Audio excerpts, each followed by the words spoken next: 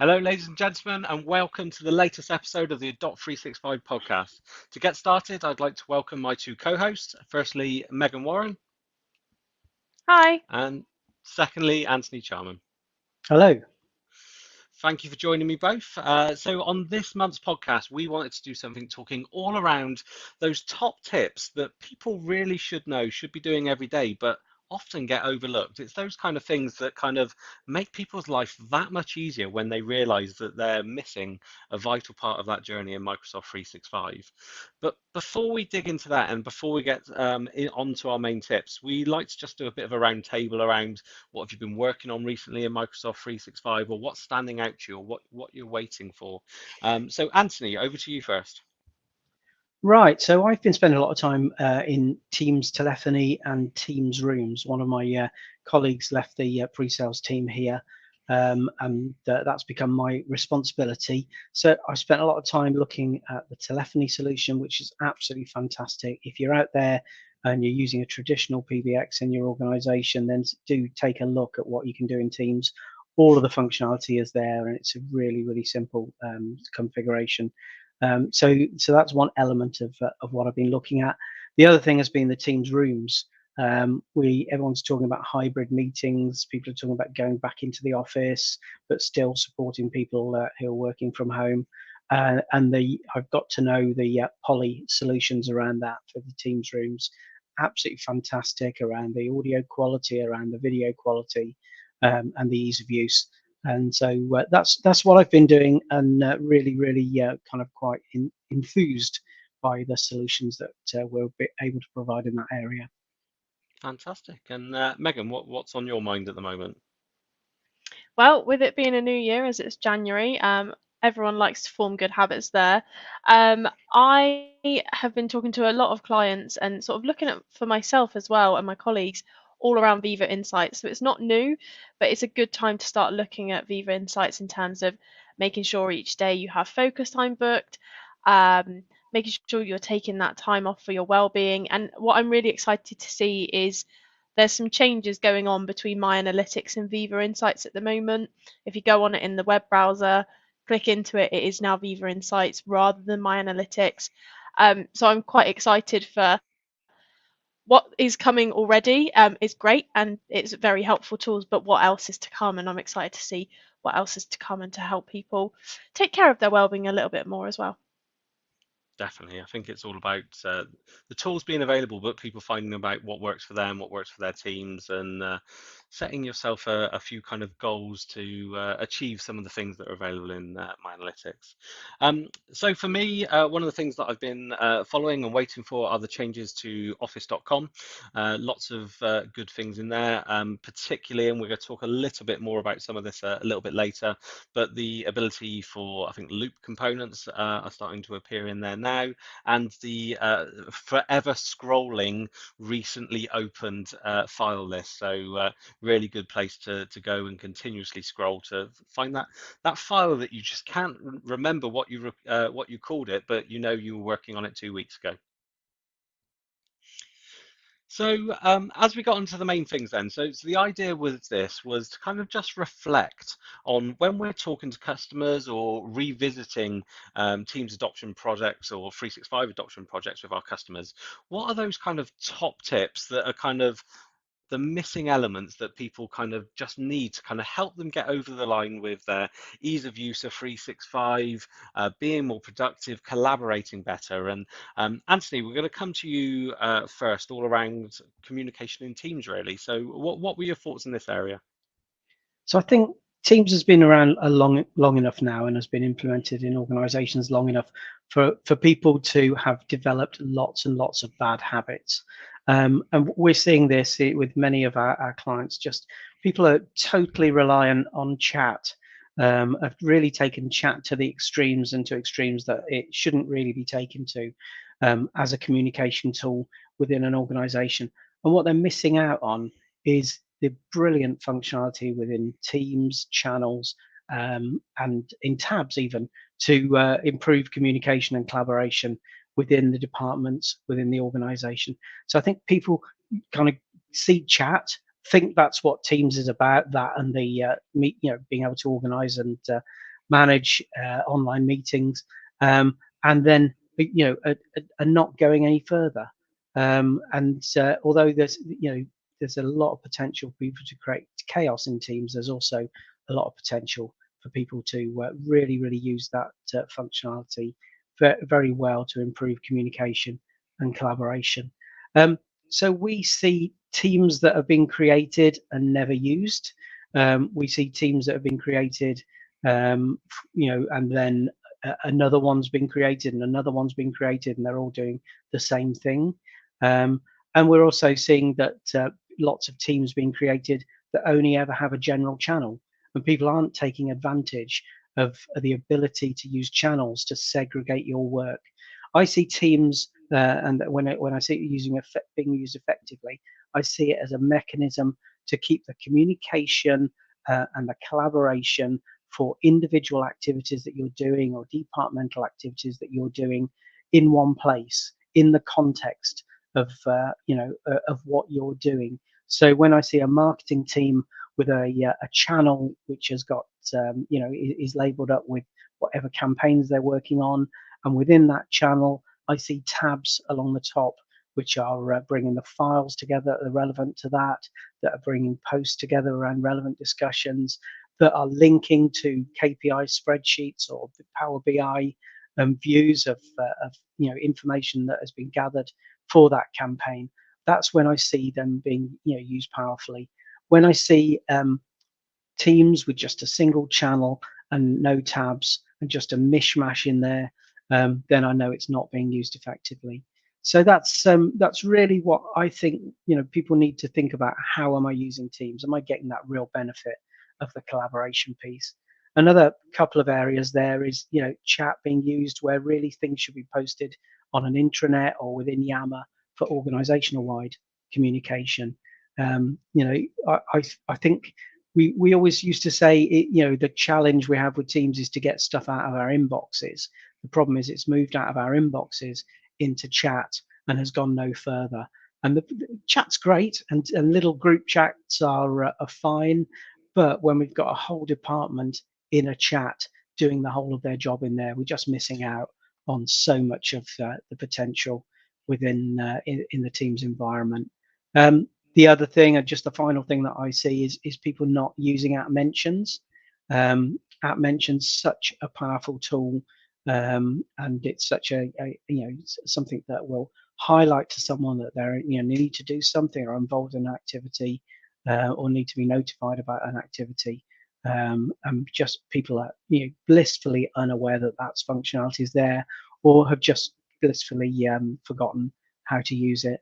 And I think that's really important, especially when you're at mentioning a channel or a team or an individual. Those three options are there, and work very powerfully in organizations who have become team centric rather than chat centric. So they're Definitely. my kind of observations. Any thoughts from you guys in that area? I think context is really important, and what you're prescribing there allows you to add context to those chats. And that's one of the beauties of Microsoft Teams over using email or something like that, is you've always got that context, this conversation's going on in our departmental team, this conversation's going on in a project team. So it makes it easier to find things.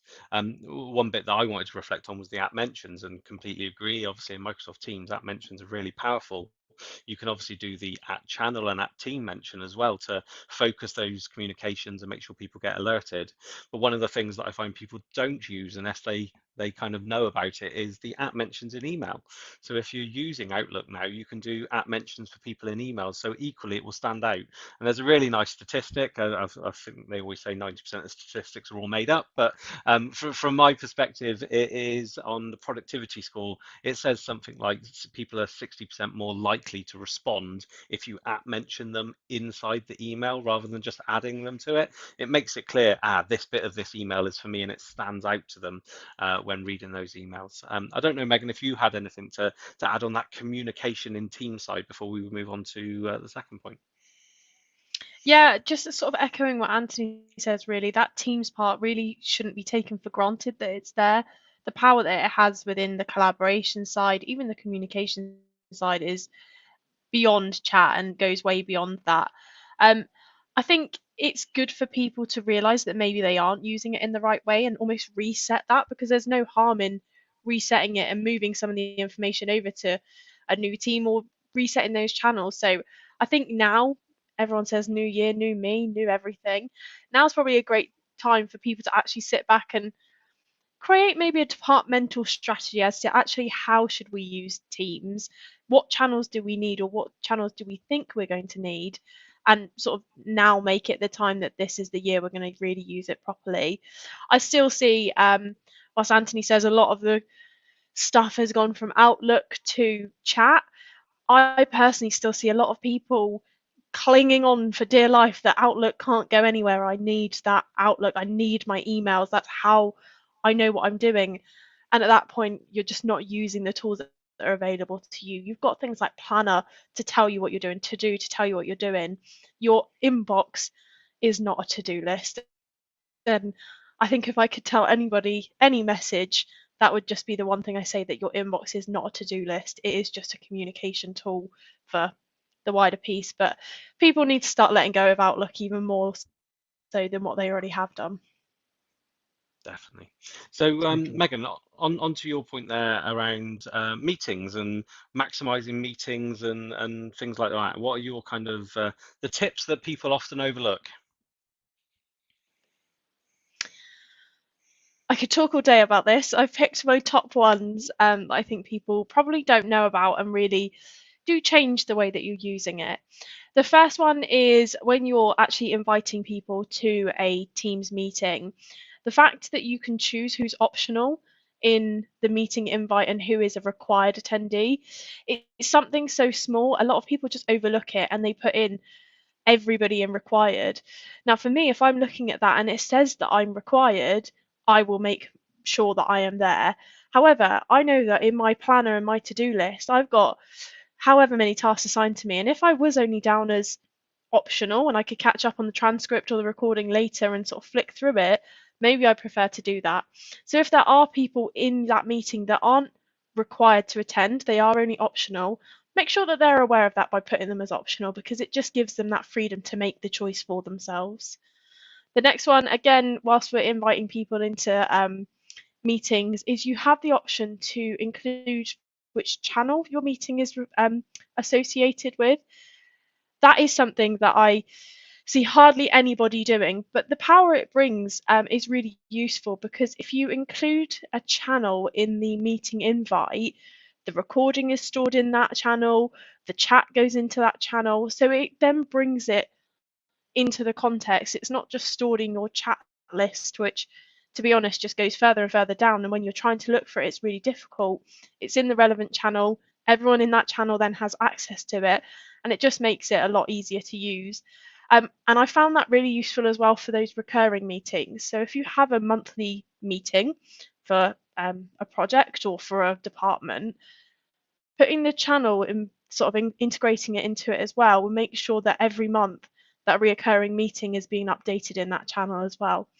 So something that you don't have to do, but actually the power that it brings is well worth it, just to quickly pop that channel in. It makes it a lot easier for you to do. So they were the two that I had when you're inviting people into the meeting. I think when you're in the meeting, the biggest thing that we still sort of talk about, and that is still quite revolutionary to a lot of people, is the fact that when you're sharing presentations, you should be doing it through PowerPoint Live.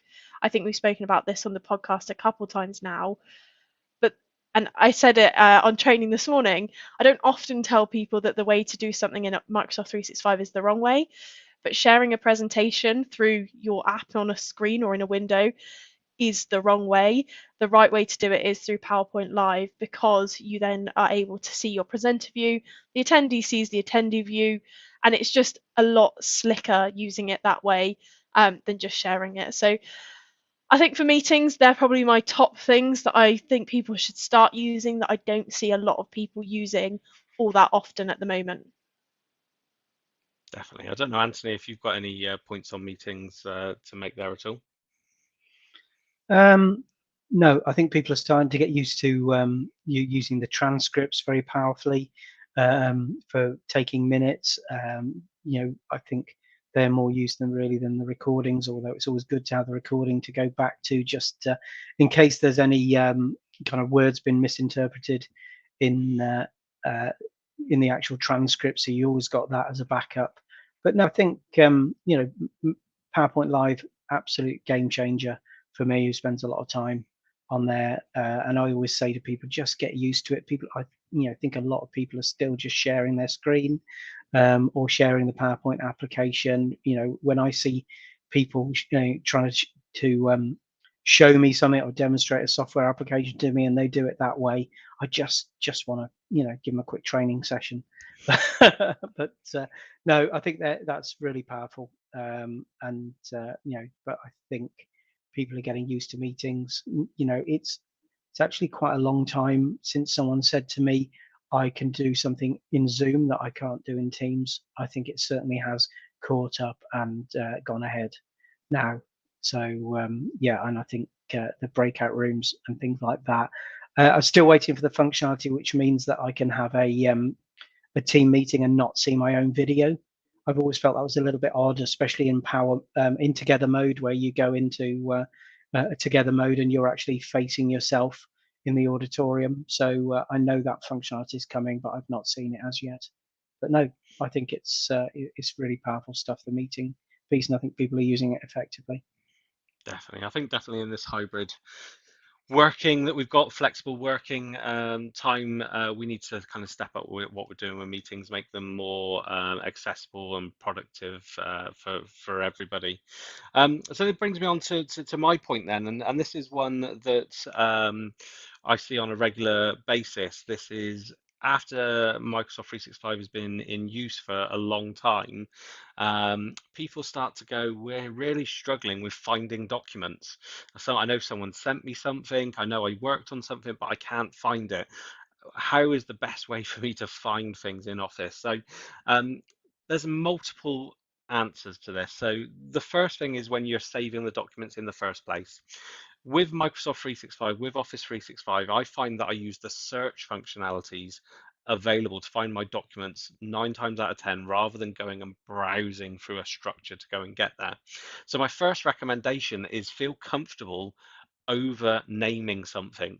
So don't just call it catch up, call it catch up with Anthony Charman on this date, because then from that perspective you will know when you're going to look at it, is this the document I'm looking for? Does it refer to the project that I'm looking at? Is it the right date time that I'm looking at? So overly name your documents and don't be afraid of doing that. I think previously in Windows and things like that, there was character limits that were quite tight when you were naming documents, and there was quite a lot of restrictions about what you could name things. It's certainly now, from my perspective, I haven't had any warnings for character limits or anything like that. And it's not about writing a whole description in the name, it's about having a structure to how you name things. So maybe as a company you want to discuss what that structure is, but individually just have a conversation with yourself. How am I going to be naming things? So the second thing that brings me to then is, if you're using the Office applications, the traditional Office applications, Word, Excel, PowerPoint, one of the things you might want to do is, where you are using a SharePoint site or Microsoft Teams to save those files to, if you access the SharePoint site, so in Microsoft Teams, go to the Files section, go open in SharePoint, or just browse to it in SharePoint. In the top right of each of those sites, there's a little star. And if you click that, it will allow you to follow those SharePoint repositories.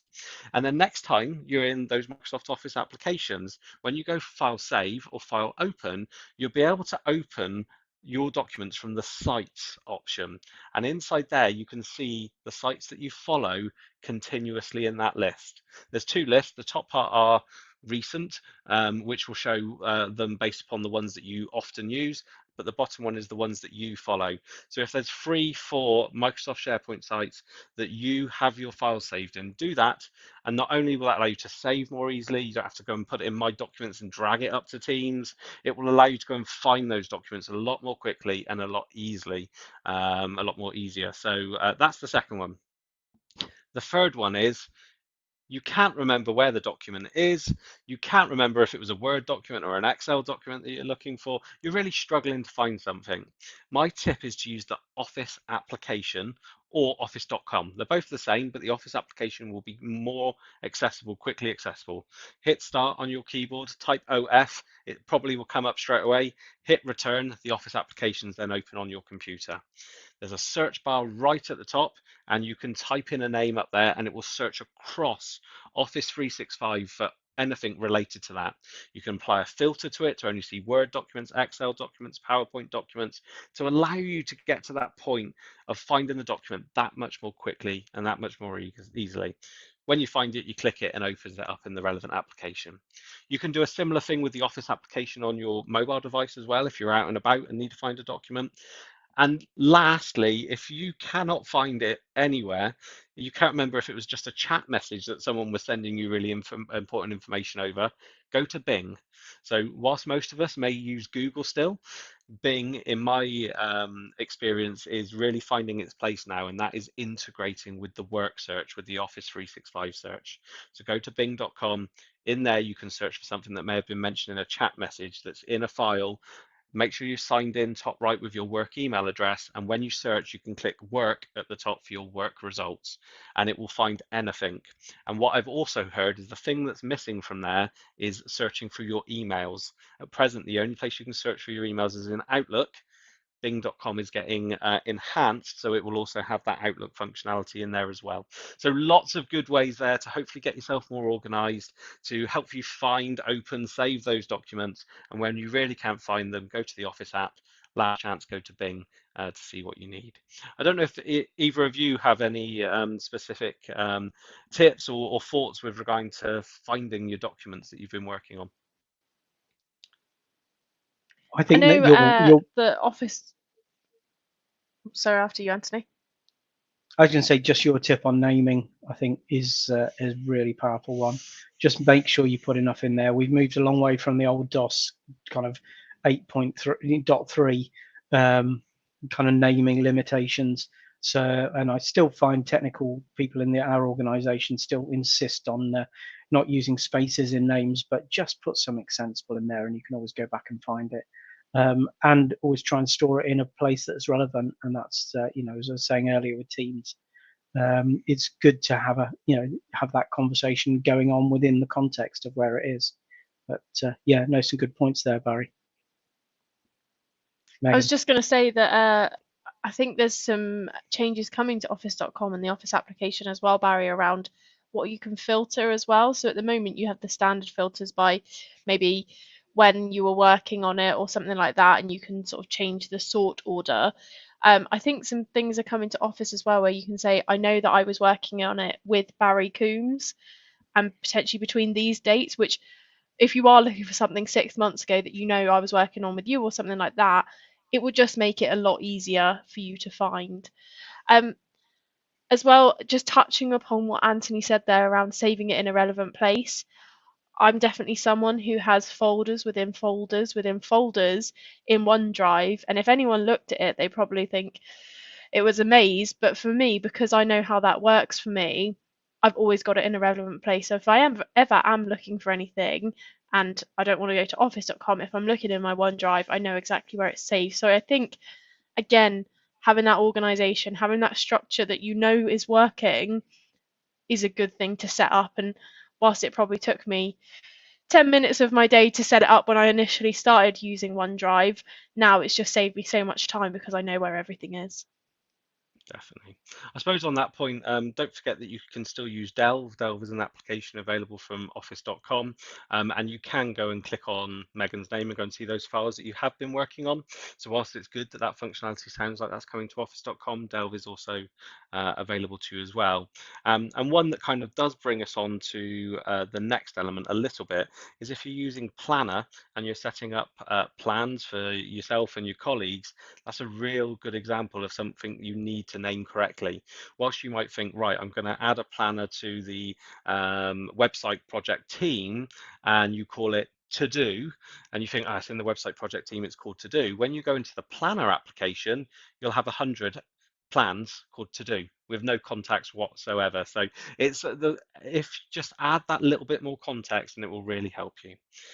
So Megan, the next subject was all around managing your time. What are your top tips here? Yeah, so obviously with everyone being pushed for time these days and everyone's so busy, I think this is a really important one. I think as a sort of umbrella topic, the first thing I'd say is make sure that your calendar is up to date. And that comes into a number of different reasons. One, if your calendar's up to date and you know where you are and what meetings you've got, etc., it means that Microsoft Viva can book focus time into your calendar for you, which means that you'll have those regular daily meetings or appointments with yourself where you can actually get your work done.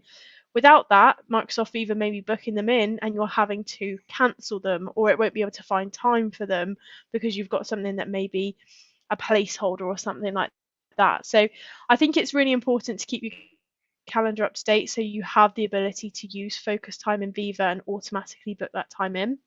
Equally, it will synchronize with your status so everyone else knows when you're available.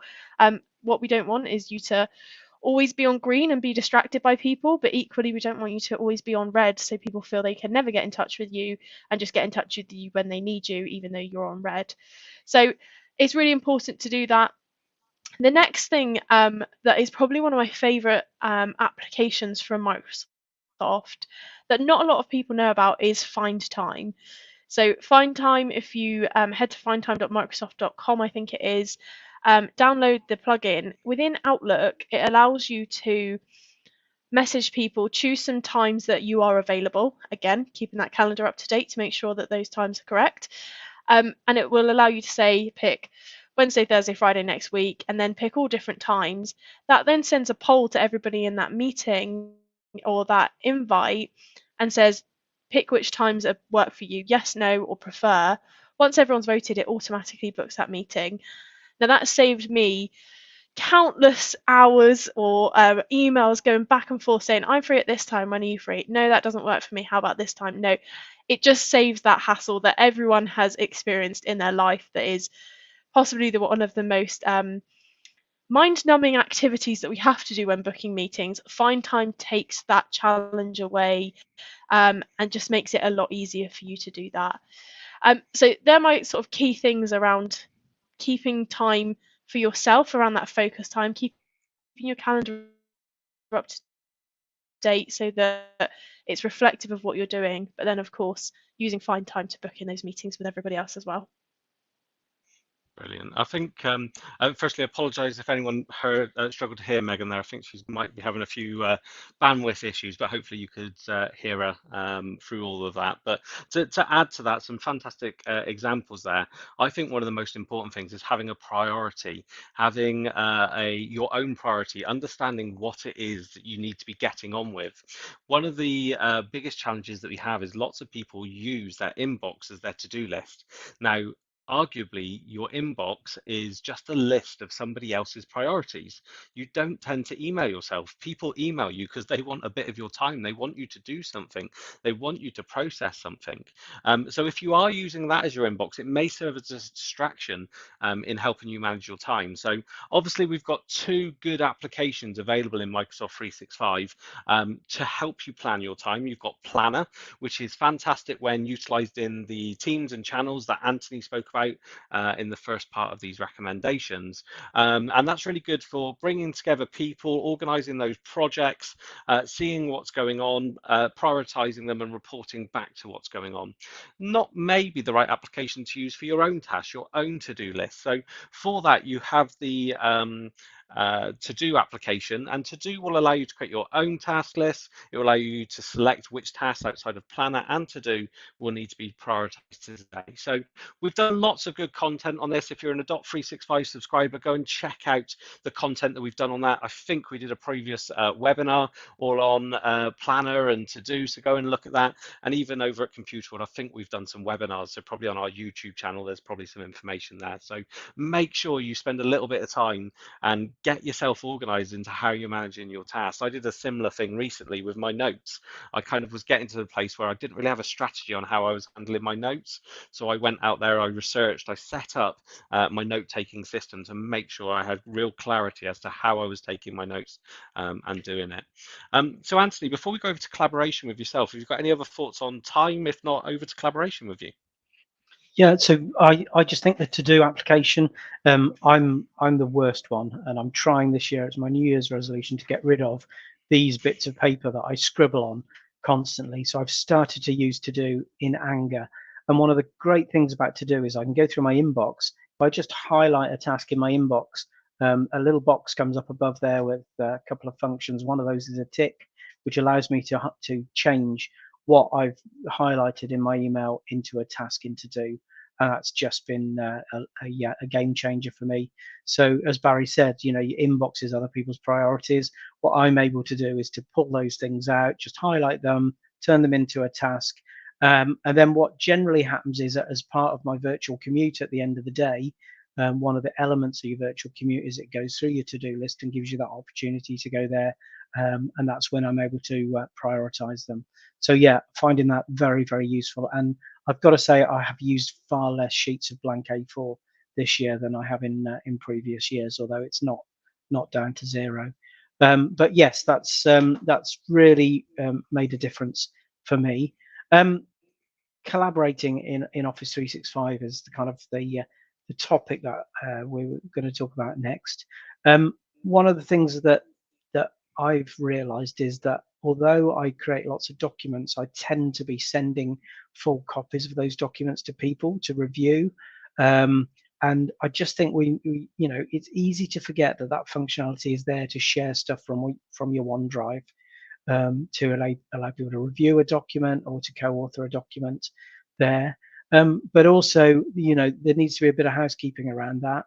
When I reviewed my OneDrive at the beginning of the year, I realized I'd got lots and lots of documents that were still available to colleagues and external people on my, via sharing links, that I'd never revoked those links. So they still had live access to those documents.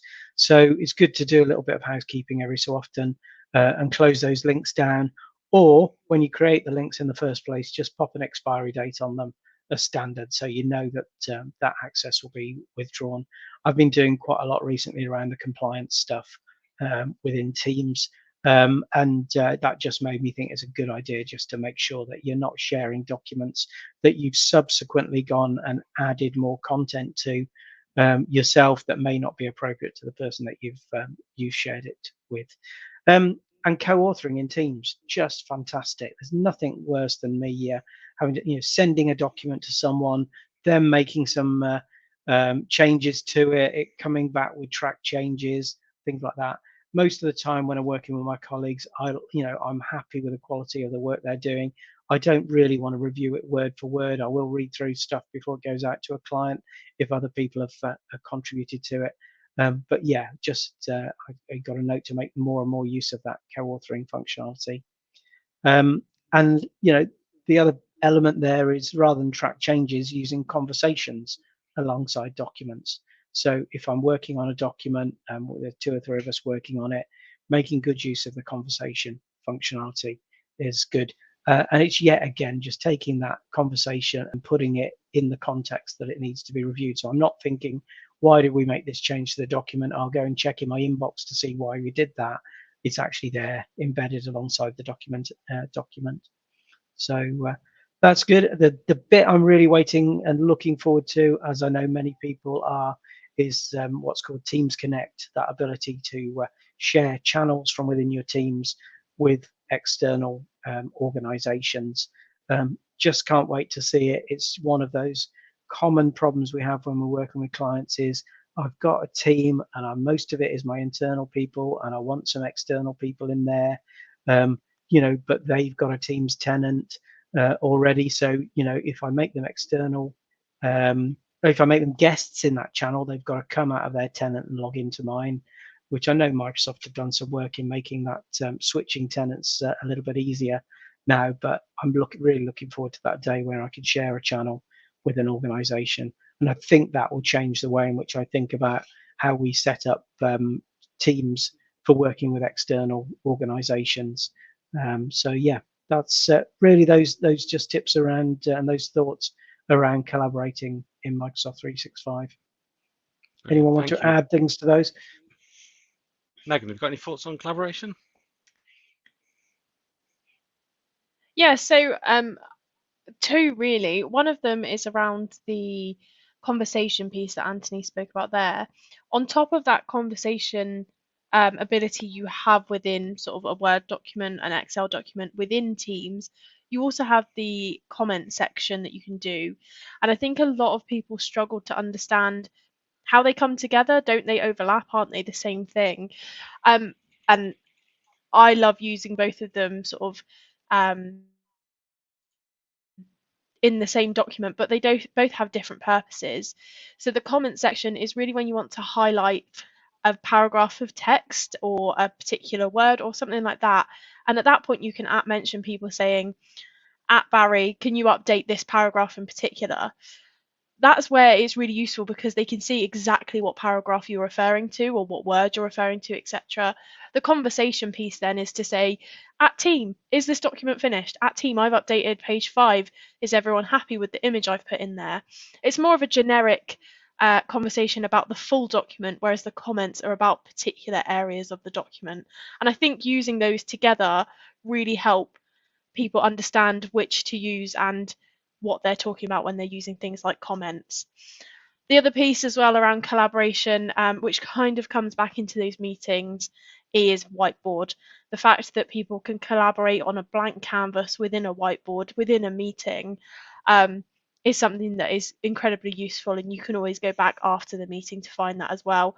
It just gives you that space to collaborate in that meeting that I think we all miss being gathered round a whiteboard. So the fact that we have that is really useful as well. Definitely. I think one of the things that I really like with conversations, and one thing that I always urge people to do, that is if you're creating anything or you're updating it, this goes for things like CRM systems or work tracking systems as well. Wherever you're in a scenario where multiple people might end up looking at it, talk to yourself a little bit. So if you've just done something, if you need to do something, just feel free to go into it. Oh, just go into this document, updated this paragraph, need to come back next week and do this thing. One, it will help you remind yourself what you need to do when you go back and have a look at that document or look at what you did. But if someone else comes to look in that document, they can see not only a change history, which we get in there, but we also can see a thought history. So we know what we were thinking when we were making these changes. We all get into that situation where someone points out, well, why have you done this? And you've, for the life of me, I can't remember where I've done it. It's been a week since I've looked at that and I made that change. Why did I do that kind of thing? So it does just help. So feel free to talk to yourself. And the other bit, which I think we'll probably have a whole podcast on at some point, is Microsoft Loop and Loop components. Obviously, this is going to be a big thing when it comes to collaboration, and we're all kind of eagerly waiting to find out how it will all come together. We've obviously got the Loop components now available inside Microsoft Teams, so you can start to utilize them in your chat and in your channel messages. But I was listening to another podcast the other day, a podcast by the Asian Efficiency Network called The Productivity Show. I love that podcast. It's all about kind of making yourself more productive, tips and tricks. And they were actually talking about a subject called linked knowledge, which is a really interesting concept. There isn't really an answer to that today in Microsoft 365 with OneNote. I suppose SharePoint topics is a way of getting to that. But let me suggest something. So when Microsoft Loop components work with the classic Office applications, Word, Excel, and PowerPoint. Let's say you have 20 different company documents, but at the top of all 20 of those documents, you have a computer world is a da da da da da da da da. You have like boilerplate text that might be the same in all documents. So they've got different context, but you have parts of the document that could be the same across all those documents. Now, today, you would be updating 20 documents when that boilerplate messaging changed, when the marketing messaging changed, when you haven't been around for 25 years, you've been around for 26 years, whatever that is, you would have to update every single PowerPoint presentation, Word document, where those components are. let's just think, and this is hypothesizing, I think the word is, let's say that you used a loop component for that boilerplate text that was accessible somewhere that marketing could easily get to it, they could tweak it, they could change it as necessary, but just by changing it in that one place, it then appeared in every single document that was used by the company. For me, that's where Loop started to make a lot of sense, where we could create something once and it could be used multiple times. It will create a complete new challenge because now security, now naming, searchability doesn't necessarily just have to be around the documents. It also needs to be around the components and the micro elements inside the documents. But that was quite an interesting bringing together two completely different worlds and just thinking a little bit as to how Microsoft Loop may be evolving and where Microsoft might be taking that. So maybe be interested for any listeners, go and listen to the podcast on the productivity show all about linked knowledge and see if, like me, you could relate that back to Microsoft Loop and where Loop was going. So as we come to the end of the podcast, Anthony, Megan, Anthony first, any final thoughts before we wrap up? I don't think so. No, I think we've covered a lot today. I just, that probably that message of, what bad habits have you got into with Teams? It's good to sit down and review those. And as Barry mentioned earlier, those of you who subscribe to the Adopt 365 learning platform, there's some great content on there just to go back and remind yourself how you should be using things. Some really good bite-sized content in that area. But no, I think that's been quite a comprehensive coverage of the things, the bad habits you can get into, and the functionality we should be using in more and more to improve communication and collaboration. Brilliant, Megan.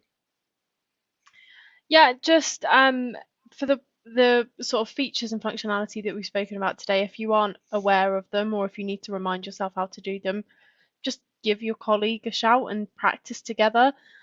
It's better that you do that with a colleague than in front of a customer or anyone else. So, yeah, just spend a bit of time making sure that you've got all that. Also, now the shock of Christmas being over is gone, now is the time to form those good habits. So get rid of those bad ones, form those good ones. So make sure you're taking the time to get yourself organized, because it may take a little bit of time to get started and get used to that way of working. But once you are in that way of working and you've got it all organized, the amount of time, stress, and energy that it's going to save you is well worth that initial investment. Brilliant. Thank you so much, Megan and Anthony, for joining me today. Thank you to those that are listening. We urge you that if you found this useful, please share it on the platforms, give it a like on the podcast app on iTunes. And if you think the Adopt 365 learning platform might be useful to your organization, remember to reach out to us to learn more about it. So thank you for listening. We look forward to hearing from you again, or you hearing from us again in the podcast next month. Take care. Thank you.